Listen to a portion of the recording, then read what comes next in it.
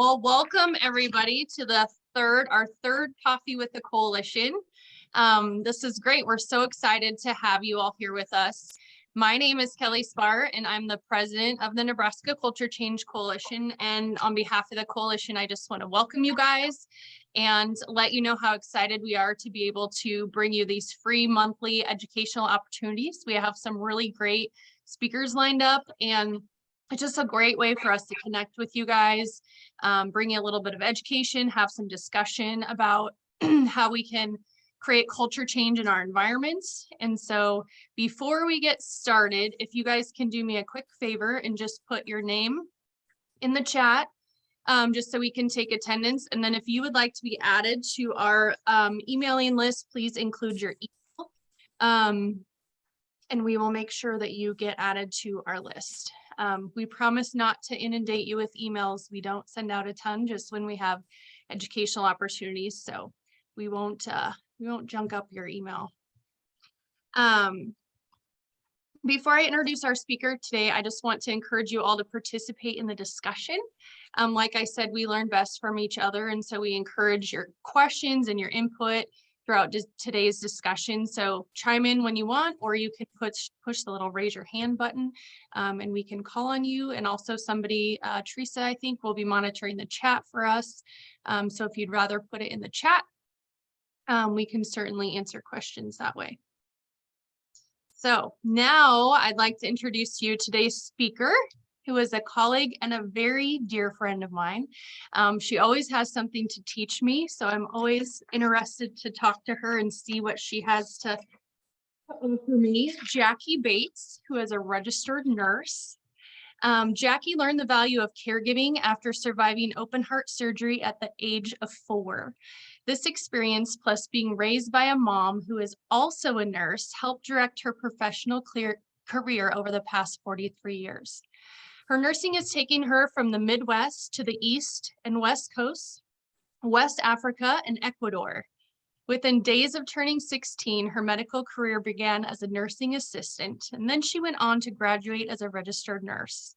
Her work took her to a variety of fields, including urology, pharmacy nursing, critical care, cardiac and pulmonary rehab, hospice, and education.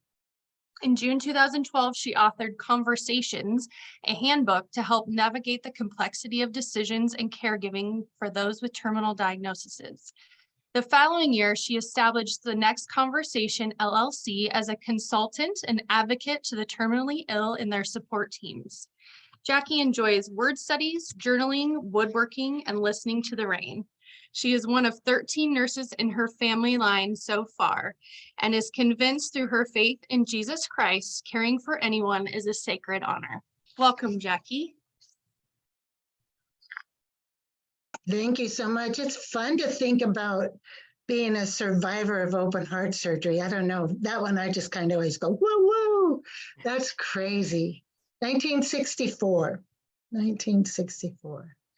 So I want to also say I really welcome engaged conversations, and I'm a participant on Zoom before. I've never been in this position of kind of being the focal facilitator of the conversation, but if someone jumps in and helps me, I would really like that if there's conversation. So it's good to see many of you. You know, there's several names on here that I don't know, but several that I do know. And it's delightful to think back on the days of when we were in the field together. Renee, in particular, it's spurring that for me. So I told Kelly, I said, you know, when I talk about in the home setting, or what I call meet you at home, feel like we're talking to the choir, I think is the line that's used a lot. So that's been on my mind a lot about what you folks are doing, where you're doing your own platform and work and gifts and talents. And it's really delightful to cheer you on sort of face to face here in what you're going through. One of the descriptions that people have given to me is that I am a conversation starter. And so in that introduction, also, it said in here that about home care and the home setting, let's at least get the conversation started again, because we all know that this is an ongoing conversation. This is not a new thing by any means, but as I started looking at the name of the Nebraska Cultural Change Coalition, I was kind of like, what is this? What's this all about? And some of the things that I see from my end, obviously not from yours, because you guys know the ins and outs of what you're doing in detail. But I just kept getting people approaching me throughout my life about coming home. I want to be at home. And yet, as the introduction said, I grew up in a nursing home. And what that means, and Teresa, I'm kind of curious if you have any feedback at some point, I would love this, but my mom, who's now 86, she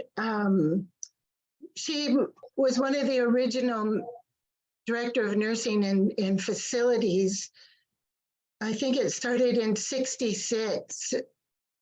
The state of Nebraska said something to her and two other coworkers about, we need more help in these new big facilities, which were nursing homes. And so they wrote the original curriculum for something called a care staff member. And I was 6 years old at the time, and my older brother, who's 18 months older than I, we had a little brother that was 6 years younger than us.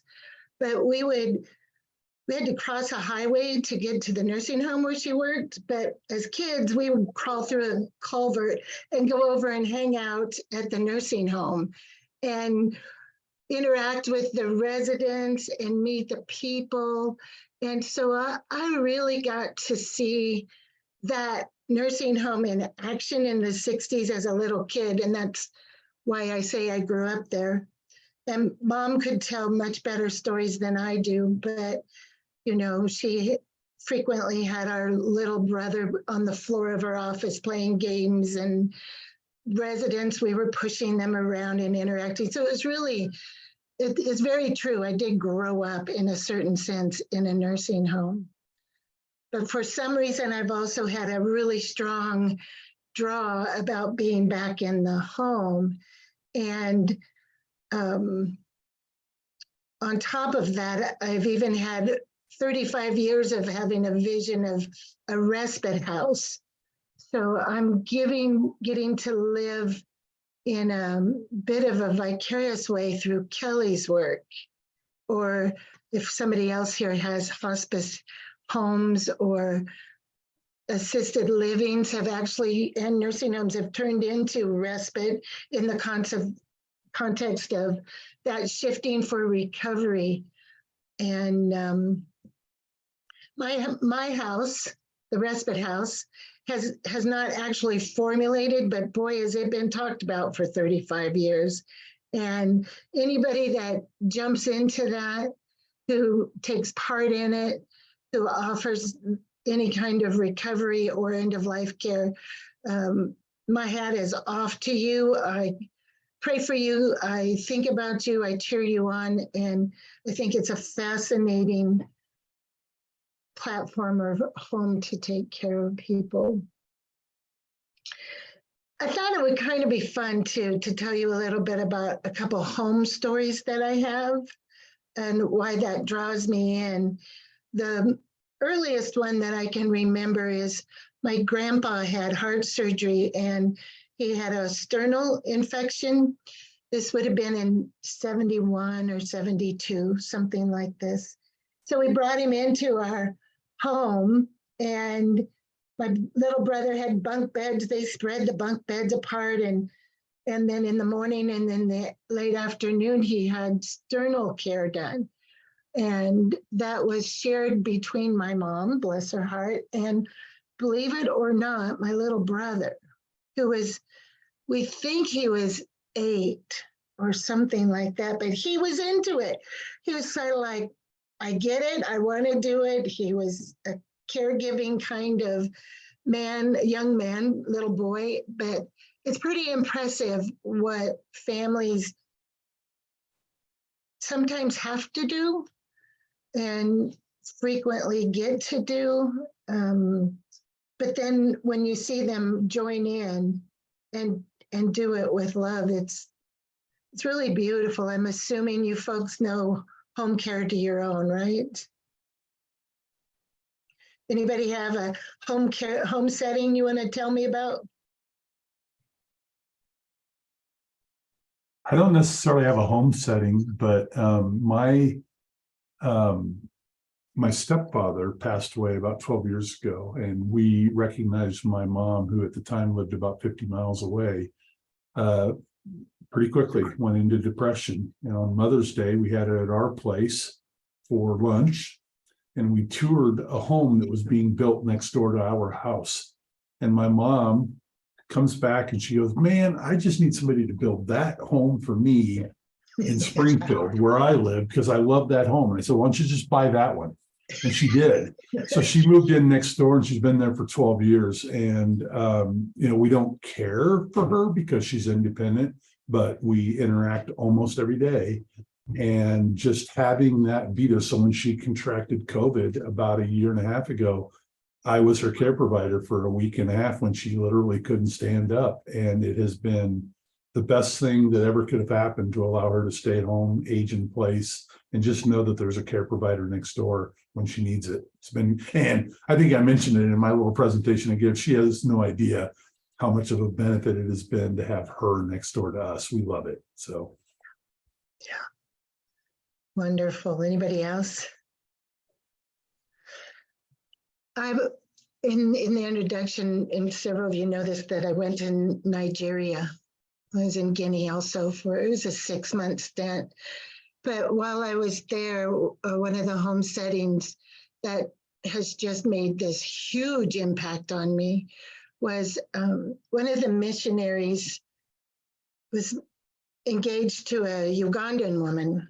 And I don't know how this works, but if I go like this is her. I don't know if this is something you can see, but they were questioning if she had TB. And when I was in Nigeria, I worked at a hospital setting.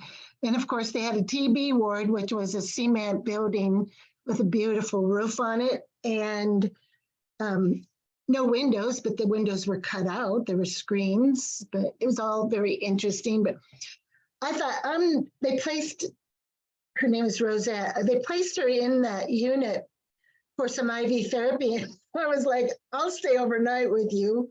So I stayed overnight, and in the first 3 minutes, I understood that the next night we were going to be at my house. And so I brought her to my home and did her IV therapy in my home. We were able to do the treatments on intervals, so I didn't need to be around an IV. And while I was at my work within the compound, I got to see Rosette recover, rest, read. I had dictionaries, National Geographic, Smithsonian's, scriptures, devotionals. And by the time the week and a half was up after that IV therapy, she had digested every one of those magazines. And we had begun what I want to talk about and develop today is this whole concept of what, Jeffrey, what you spoke about, which I put the word fellowship on. And it was fascinating. Another piece that goes with that same trip, I really wish these to come across in a fair way. Tell me if I need to move them in any way. But this young man, his name is Bulis. He asked me to come and tour the village that he lived in his home compound. And the home setting there that I got to see that was so beautiful and natural culture for them was for them to have a hut for who they called mama. And that was grandma, that was our grandma. And she was really sick and she was very close to the end of her life. And they had a hut specifically for her that wasn't her home, but I'm going to say it was like a caregiving hut. And when I came near, I reread the journal this morning. It was 30 years ago that I went, and I've been rereading my journal. There's 2 of them, and it's fascinating to see the cultural change of healthcare, of course. But these people, his brother, his wife, his family, his children, all, of course, were caring for Mama. But Mama was taken to inside their walled hut compounds, her own little hut. And inside of that hut, when I looked in there she was laying on a beautifully woven rug, but right onto the dirt floor. And in the corner, or not the corner because it's round, that'll drive you nuts trying to figure out where the corner was. But was this little girl. And actually, I always thought, I wish I could see her again. And when I look through my photos, that is her. So you can kind of see her age more than likely is 8 years old or less. But she was the voice, she was the caregiver, she was the notifier. And there was this little bowl there that was cracked. And God bless her, when Mama was sick, that was the bowl that was used. And that's what the great granddaughter, the little girl, was responsible for, is to help care for those needs. And it impacted me so strongly about, in my world at the time, it was all about the American Medical Association. It was about, I was not wearing white uniforms in my cap anymore, but our world, our healthcare world in the hospital, in the setting. And so this was so huge about entrusting care into even the age of my younger brother, but this little girl, about how little people are such a huge part of bringing lightness, of bringing help. I even laugh about the stories of when you see someone here in the United States at home with multi-generations in the house, and we all go through this probably still to this day, where the younger generations trying to show grandma or me how to use the cell phone, right? I mean, it's these little people, the next generation and the next one even after that, are such profound helpers. And that particular flow for me feeds this word again for me called fellowship. I was asking the people that I get together with folks on a Friday, and I was asking them to sit and visit with me, because many of them kept saying, I want to be at home. How do we make that happen? And we talked in great detail about why. And we talked about why people can't or don't. And all of you folks that are in long-term care and assisted, and I'll include any facility, is really true. Man, we prayed for you. The things that you folks get to do, have to do, are limited in doing, your hand is forced into doing, people are forced because of finances or crunch of time because of their diagnosis, they're forced into facility care. Man, you were really covered, and it's fun to think about that. And so just in the back of your mind, always know there's people on the outside of facilities that are really cheering you on and want to know how you're doing. They want to know, how are you doing? And thank you for what you're doing. But we really are talking a lot about how do we get this band of caregivers to complement hospice, to complement home health, to do home health or hospice care, or just actual recovery care, or somebody needs an extra hand. I'm a single woman. If I would fall and injure myself and or need caregiving in some sort of way and wanted to be at home, people would have to travel a distance because I live outside of the Lincoln area, and or just to travel me back in for any kind of treatments. So I call this group a band of caregivers.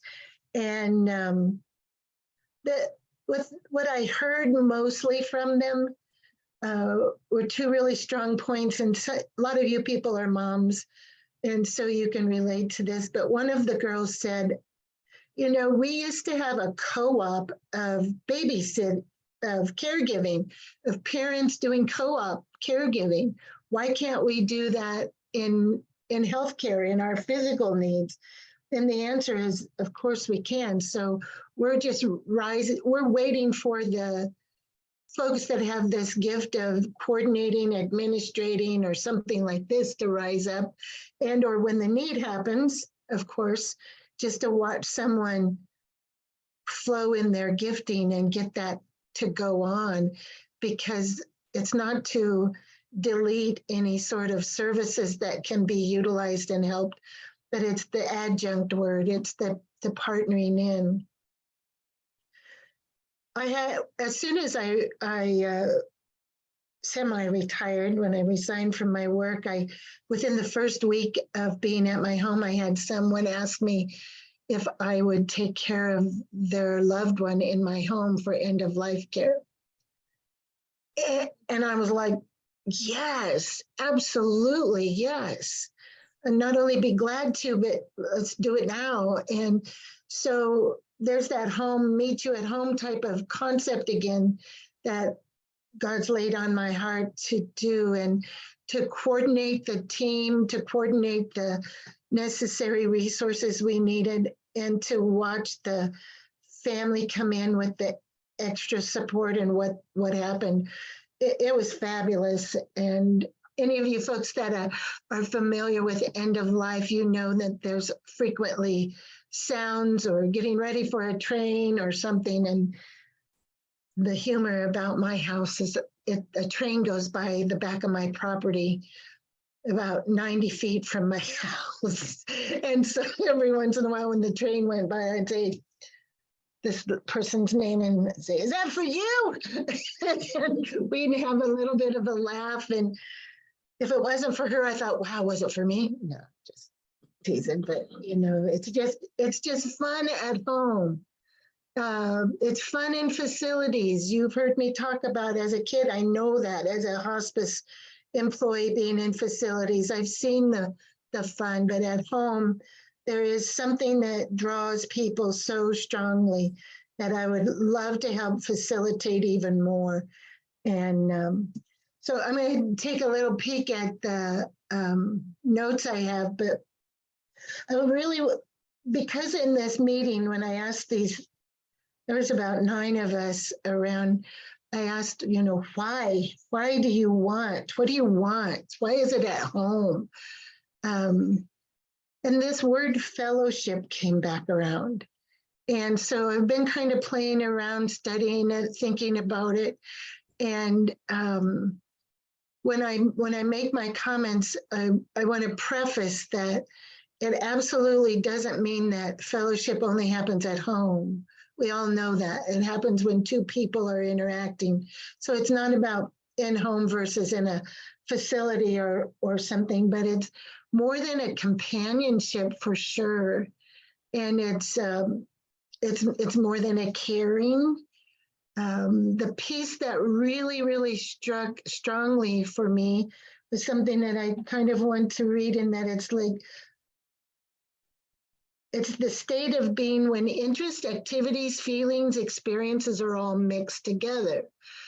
And in real life, as some of you probably even know, even personally with me, that even when there's friction, which is going to happen in a facility or at home, but at home, when there's friction, when there's disagreements of planned care, when there's differences of when medication should be used or trying diversional activities, when there's somebody can't get there to show up for work. There's not enough staff. There's conflicts, right? But in fellowship, one of the pieces I'm learning that's so beautiful is that when there's separation, whether it's in ideas or in physical space, the separation isn't very long, right? In our camaraderie, it's where we may have to step away, but we don't step away for long. And then we come back, and in home settings with the people we get to see in the hospice world, or in, I mean, you can YouTube this like crazy and see the multi-generational caregiving going on, but everybody comes back home. Everybody comes back into the setting, even though they've had multiple emotions toward each other. You know, just, you don't have to separate. So I thought that was beautiful. And in the scripture sense, God calls that the body of Christ, helping people. And so what I love is this pooling of natural pooling of people with their talents and their gifts. And in the setting that I see this at home is you find people have, like, there's not just two groups, but I'm picking out two groups. One are the caregivers that just jump at it. They're like, yeah, let's do it. Let's make this happen. And they already have creative ideas, and they probably have resources at their fingertips. Some of them are already medically trained. Some of them are readers and learners. Most of them are moms and have taken care of people their whole life anyway. But this whole, when someone's sick or at the end of their life, it seems to trigger, we need to have a nurse. And so if I could come into that cultural change piece for your organization, I love the concept of that, whoever our people are, that we culturally change and be willing, not only for those that are excited and anticipate, but for those that are unsure or their hand is being forced. We all know the spouse that is nearly exhausted and has to be hospitalized, or, you know, is so overwhelmed because they now have a vent at home and they can't get caregivers, right? And so the piece that I'm working with this concept of pooling is those that are excited, those that are maybe medical, those that are really into it and think that we can do this because they probably have done it before, to show and to teach and to nurture and to explain sounds, machines, medicines, and help the ones that are unsure not be so paralyzed by the fear or the regret or the I have to do this. You know, I'm seeing several of you nod your head. And so I would like to open that up to if there's anything anybody would like to say about that. Jackie, I was just thinking, so I'm a home health nurse, and I absolutely love that there are so many resources out there for people to be able to provide care in the home. And I think Carla and Andy can probably speak to this too. It's exciting to see. I think maybe in past generations, it was kind of you know, expected that you take care of elders at home. That kind of went away, and I feel like it's coming back. I see families that are engaged, that are researching, that want to learn, that want to take care of these loved ones, and they don't have to be medical people. We can teach them to do all of these things in the home, which is so great, and allows people to stay home for a longer period of time. And I'm really seeing a kind of a shift and a transition where these retired children, you know, are coming and saying, hey, teach me this, teach me this, teach me this. This is, my mom should be in a nursing home, but she wants to be at home. So help me figure out a way to best take care of her at home, and give me everything you got. And I'm going to gobble it up, and I'm going to figure out how to do this. Which is really fun to see, because we all know that, you know, facilities are full, or, you know, challenged with staffing and all those kind of things too. And so it's really great to see that. I love it. It excites me.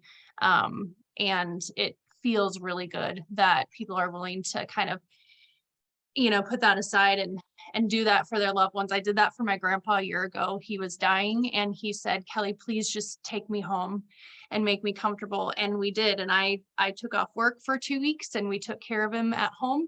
And his bed was in the living room, where his recliner chair was always. Like, we just made everything very the same. All the family was around, and it was great. And he was, you know, very peaceful and very happy about that. So when the opportunity rises that people can do that, I think it's very beautiful, very awesome, and it excites me. So Jackie, this is Charlotte. I was going to say, about 32 years ago, my mother-in-law, who was Native American, was diagnosed with cancer, and very adamant that she didn't want to go to a nursing facility. At this time, I was also an administrator at a nursing facility, but we opened up our home and said, everybody can come and stay, and we'll just take care of her here at home. Kind of the same thing that Kelly did. Put her bed in the living room, and everybody came and went all hours of the day and night. We had hospice that came in and did a lot of stuff, but people just got to be there, and you know, and she was kind of in the middle of everything. She could kind of doze off, or she could, you know, talk or whatever. Because she was Native, she slowly slipped a lot more back into her, you know, into her native language. And so that was, but we got to laugh about that. You know, she'd say something and I'd say, not sure, Mom, what you're saying. And then we'd all, you know, it was a really kind of neat thing. My kids were little. On the morning that she passed away, I was giving her a bath. The two boys were out in the kitchen having coffee. The girls were in the living room with us. We were all laughing and talking, and we rolled her over, and she passed. And so, you know, brought her back, but everybody was there. Everybody got to come in and say goodbye to her. My kids got to come in and say goodbye to Grandma. And it was a really neat experience. I loved my nursing home. I loved being an administrator, but this gave me a whole different set, you know, and the people that we worked with through hospice were awesome. They let us do the Native things. We got to do the tobacco ties. We got to do all of those kinds of things. And the pastor that was with the hospice also came out. And so, you know, it was a whole coalition, I guess, of all different aspects of the whole thing. And when it was all done, we took her back to Valentine, which is where we're from. And coming back, I said, you know, I just planned a Native funeral and a Catholic funeral, and I'm not Native or Catholic. But it was just a neat whole situation, you know. And as an experience I don't think we'll ever forget. And it just kind of touches you in warm places. Right. And I would call what you just described in that category of fellowship, where everybody's built up, where it is a difference about taking care of things. It's an enmeshing way of life. And, you know, it's a natural way of spending your day. You know, and that to me is what's so appealing about a home setting, is that the natural things of your day, that motivate you, that encourage you, that remind you of goals maybe, or your legacy, they are there, and they are active, and the smells are there, the sounds are there. And so it's really a fascinating place to be.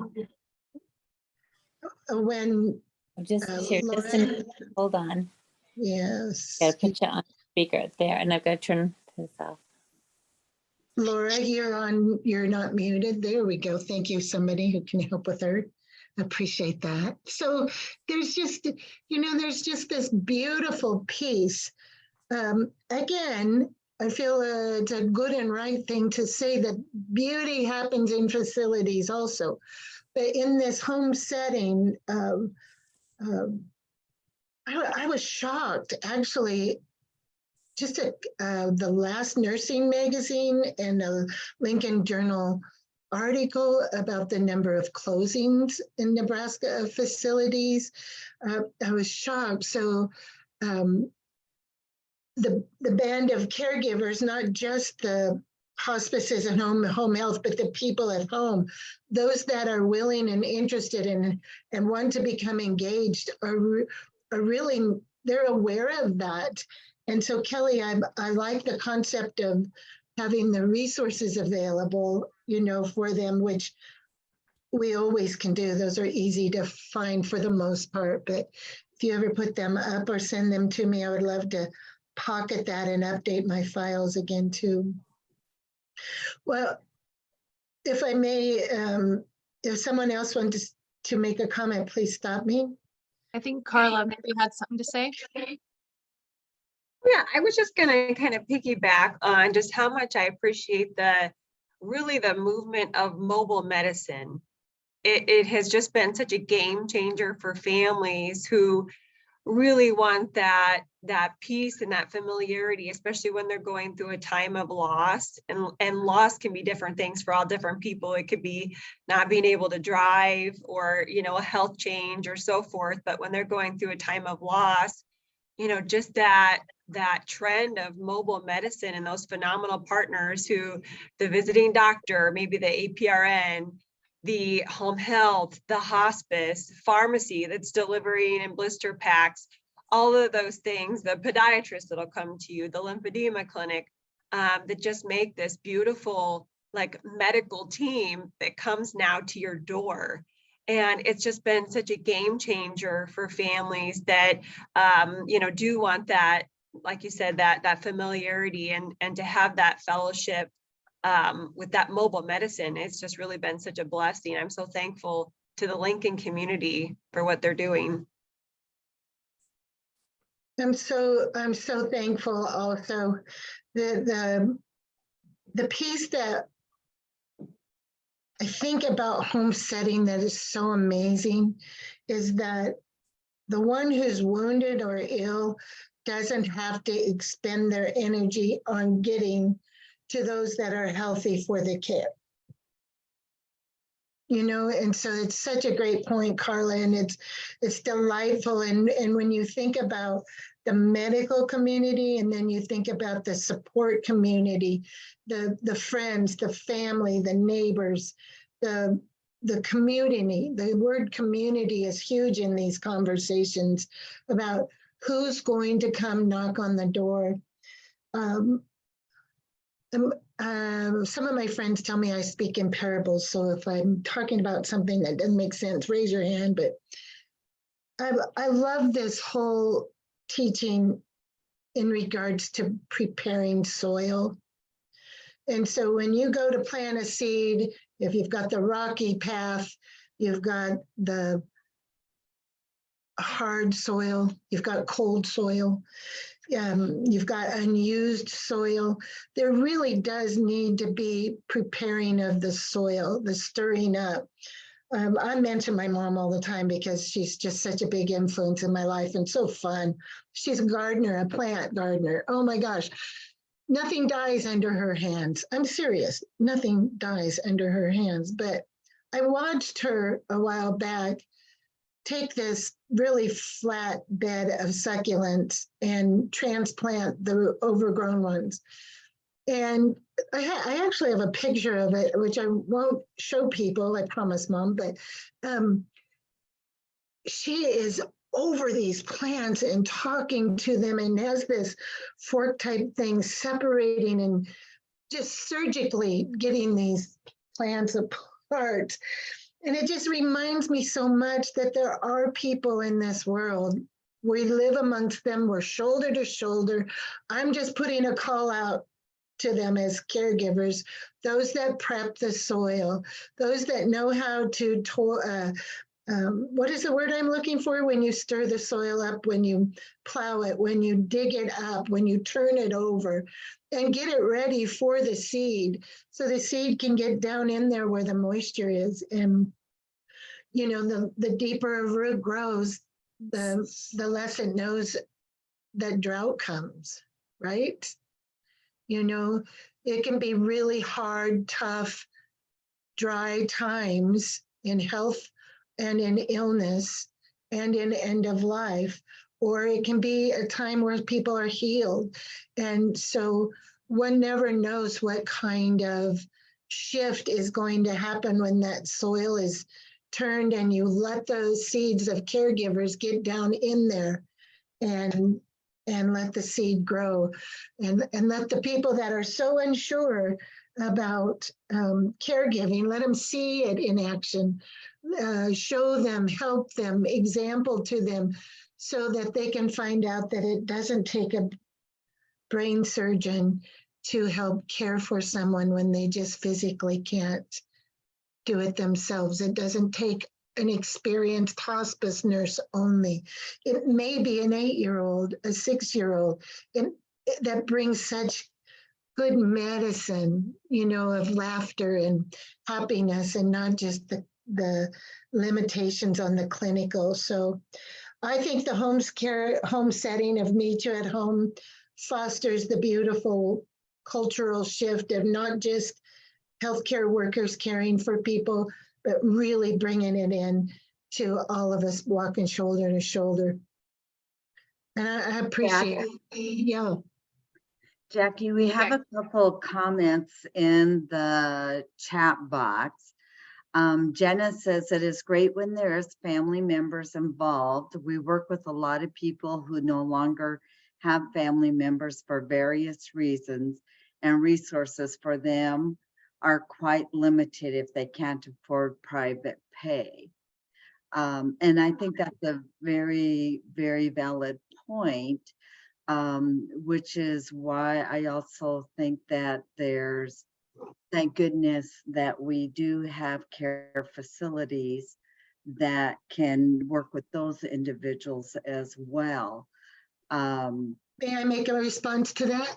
Sure. And then I have another comment. Please, yes. What I would really like to say is people that have financial resources are also coming to me and saying, I don't want to take care, I don't want to make a meal, I don't want to drive somebody, but here's some financial resources. So in that pooling, whether somebody has insurance or not, because that's going away a lot for a lot of the generation that's coming up. They don't have this. My generation, a lot of us don't have that, but the pooling is there. So I just don't want people to turn the fear button or the off button over to, I have to go somewhere because there's no finances, because the pooling may be there, but we need to share our needs. We need to verbalize our needs. What do you mean by pooling? I'm not following what that means. The getting together, like if someone comes to me and they have a gift, they have an interest, they have a want, instead of having a nutritionist at a facility, I have lots of friends that love to cook incredibly variety of meals, whether it's for the bland diet or the gourmet, for the at home and travel, the folks that love to be the sitters. So people with different talents, gifts, interests, abilities, to get them into the same home that needs them. So how would we as an agency, because I'm a care manager at Aging Partners, how would we access that pool? This is what I saw someone that I clicked on the chat. Someone used the word inspire. It's an inspirational kind of message that they're hearing. So this is about us in the community as individuals in our small groups, communicating, taking care of each other. And so it's a concept, I call it the body concept of who you're around to help pull that. For you, you are in your own, not in your work community, but in your home community. The key word is community.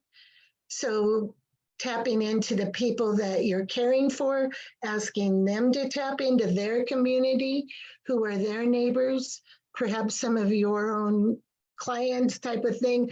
Maybe what will happen is out of this talk, maybe someone will say, you know what, I want to be that administrator. I want to be that type of person. What I'm not looking for is another business. I'm talking about individual community groups pulling within themselves and linking arms and joining in very small, in your own neighborhoods.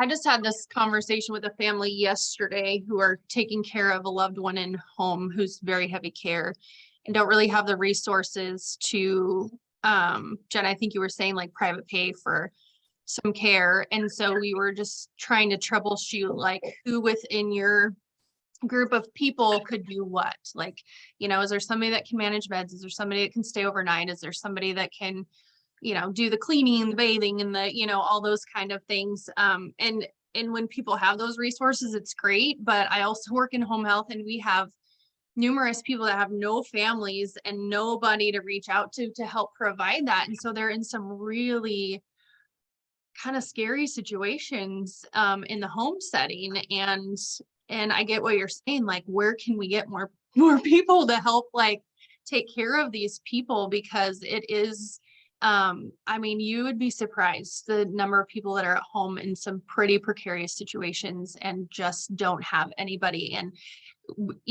as a home health company, I'm sure Carla can speak to this too, like you only have X amount of resources to go in and care for these people.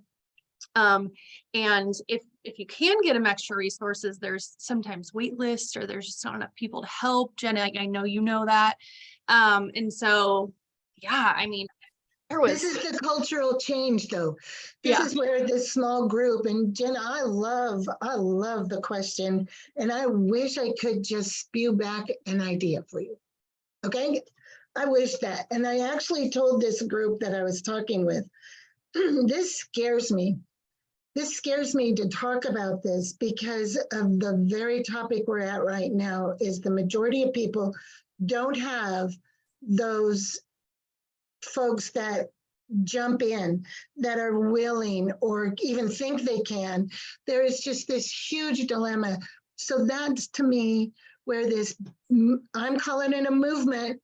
And when I was talking with my Friday group, man, I was bawling. I'm like, I'm so scared about this because I don't have the answer. This is about people seeing a need and being willing to stop the way we always think and jumping in on something that's so not already organized, not already funded. It is actually being motivated, what I call by the Spirit of God, to act on.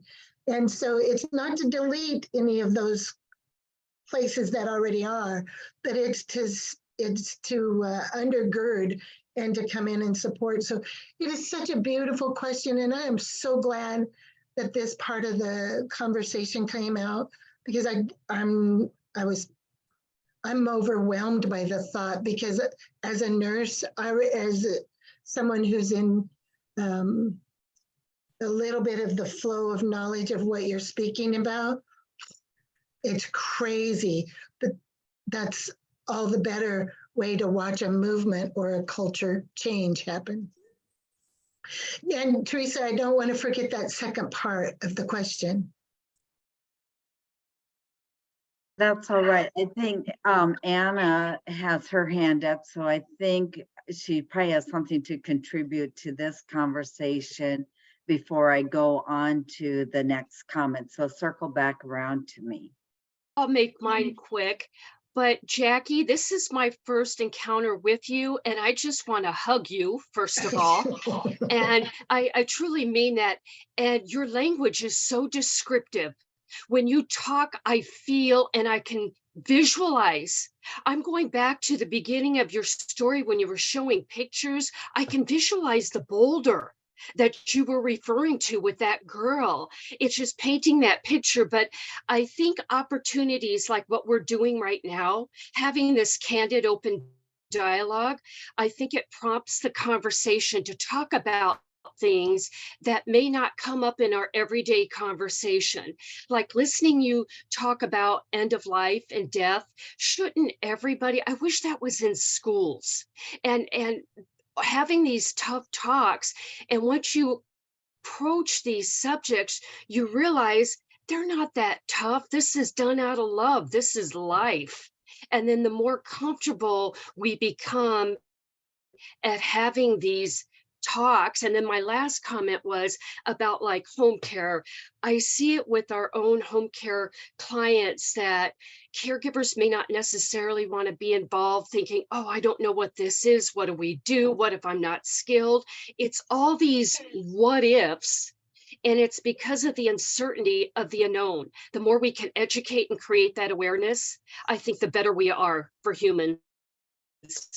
All right, I'll get off my soapbox now. That's the nurse in me talking. Yeah, I'm so thankful to hear that. You know, the one most beautiful part about life that's so challenging, and I fight it. If you ever want to meet a resistor and fighter and wrestler with the Lord, it's me.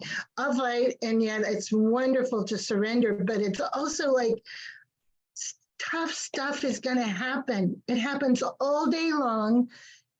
You know, we face it in our lives personally, but you in your roles where you're facing it, you face it all the time too. But to facilitate, I used to do conference speaking, and I had a spiel where I would say, in hospice work, we have to at least go through at least 10 minutes of fighting here. You know, we have to at least get past the arguing and you said this, and we have to at least give a little bit of time to that, because we're, you know, if someone is not literally healed, we are marching down towards more dependency of care. We're marching down, increasing tougher symptoms that the average Joe doesn't see. And this is the culture changes. When people come at home, they'll be able to see that more. But I also, you know, and I appreciate what you're saying. I've decided that I'm a lot better of a writer with words than a speaker. So being on screen is tough sometimes for me, but it's in the context of at end of life, you usually don't die like you do see on the screen of Hollywood, you know?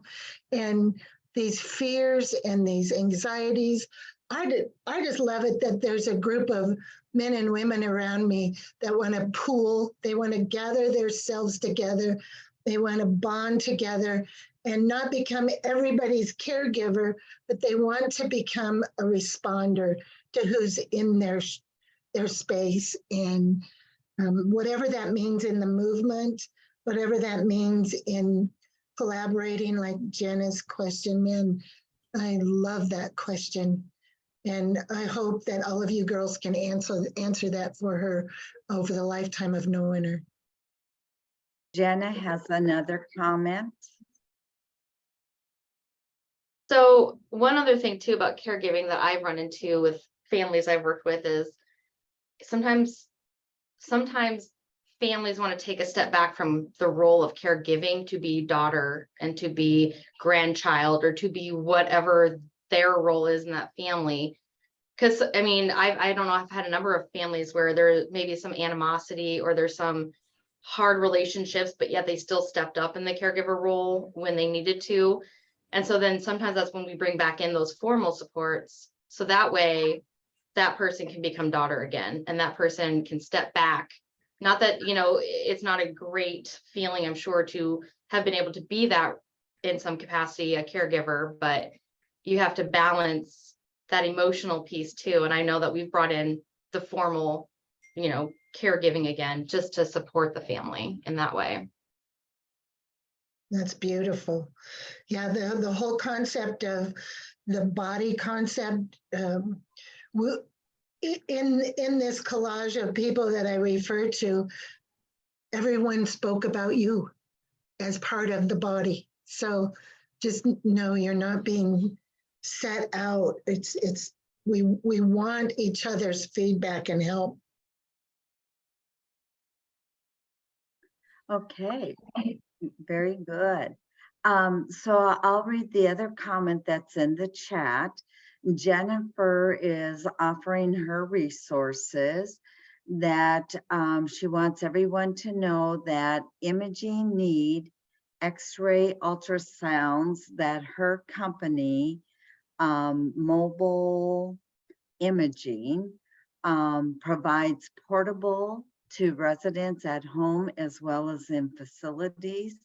Don't hesitate to reach out to see me if we are in your service area. Jennifer Butz, B-U-T-Z as in zebra, at Dispatch Health. My emoji's covering it. I think that's .com. Our parent company provides physician, nurse practitioner, home visits with med techs, but the service line not yet in Nebraska. So thank you, Jennifer. Awesome. Does anybody else have any more questions or comments about Jackie's talk? Thank you, Jackie. Yes, this was great information, Jackie. Thank you so much. Thank you too. Appreciate it. Yeah, so Blessings to all of you. Okay. thank you. And thanks everybody for joining us today. Our next Coffee with the Coalition will be on April 4th. So mark your calendars, 10 a.m. Central Time. And it's going to feature our friends from Tabitha's Sage Living, which is an intergenerational community. By design, Tabitha is addressing the needs of the community and changing the way we think, live, and interact with our neighbors. I love this because this is right in line with culture change. It's the first of its kind in the nation. Tabitha's Sage Living is an intergenerational community like no other, where they will combine adults 55 and older and health sciences college students who are all going to live together at the corner of South 47th and L Street in the new home, the new intergenerational home, in the fall of 2023. So they are connecting two groups by fulfilling the needs they have in common in an uncommon manner. So that'll be a really great resource for us as well. And we're excited to have Tabitha come and visit with us about that. Thank you guys for joining us today, and it was great discussion, and we will see you all on the 4th. Thanks, Jackie.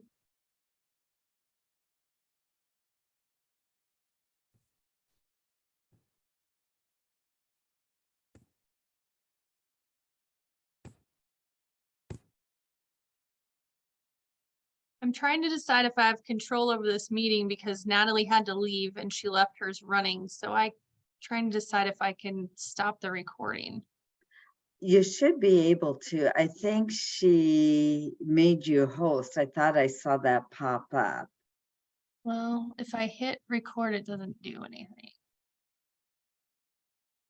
Well, maybe. Oh, wait, record on this computer, record to the cloud. I always click to the computer. Okay, let me see what happens. Oh, now it says it's recording. There, now it's off. I think, well, no, it's still flashing.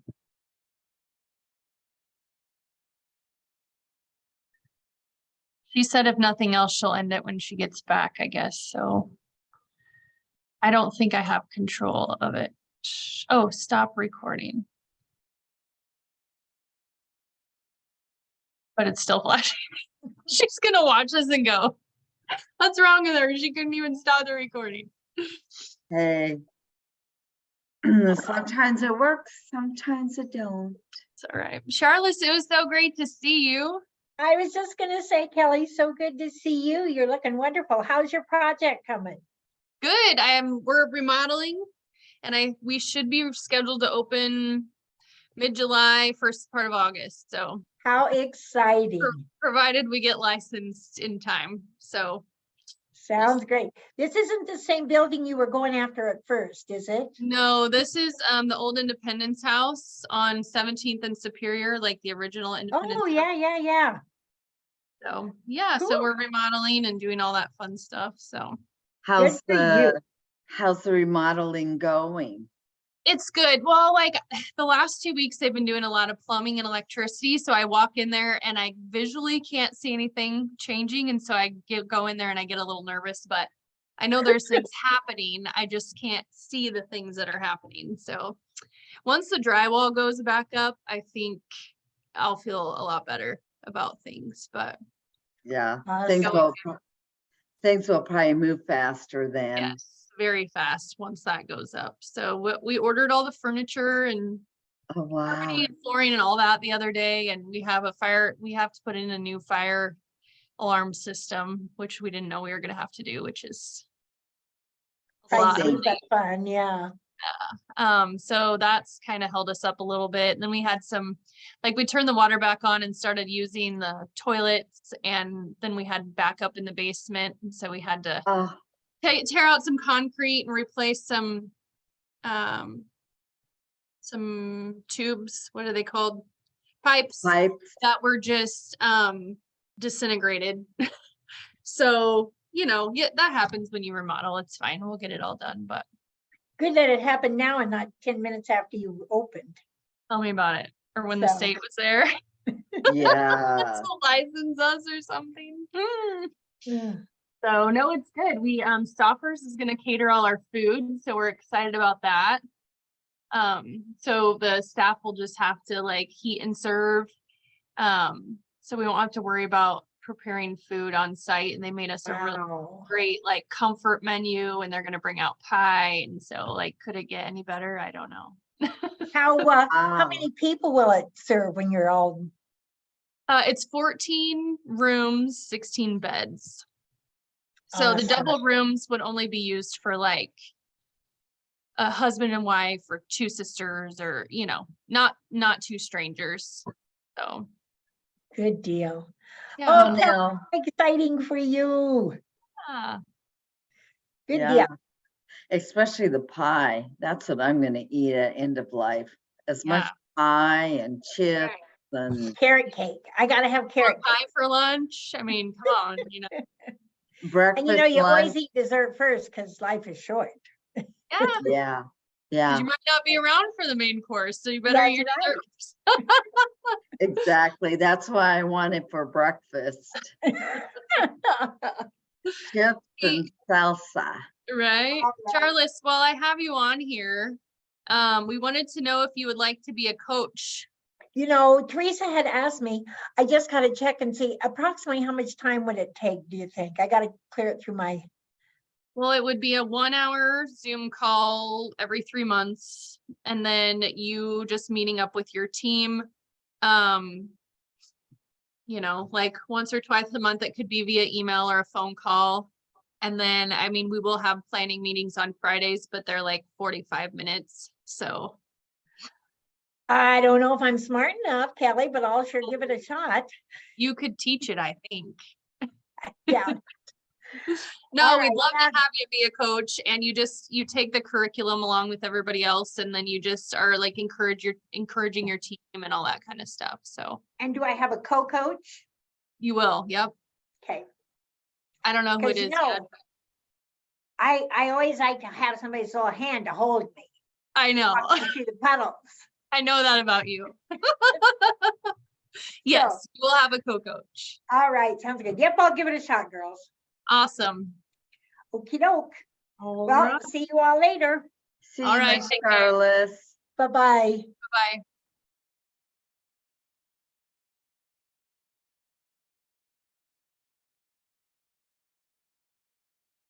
All right. I don't know how to end it, so she'll have to do it when she gets Okay, well, I hope that when you get off that it, well, if it keeps going, she'll. I at just least- won't, I just won't end the meeting. It gives me an opportunity to end the meeting for all, but I'll just leave the meeting and leave it going for her, I guess. Oh, well, if you do the meeting for all, Will then, it stop the recording?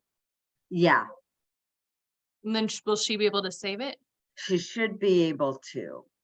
Okay. Yeah, we'll find out. All right. It won't be the end of the world, but Yeah. all right. See you later. Bye. Bye.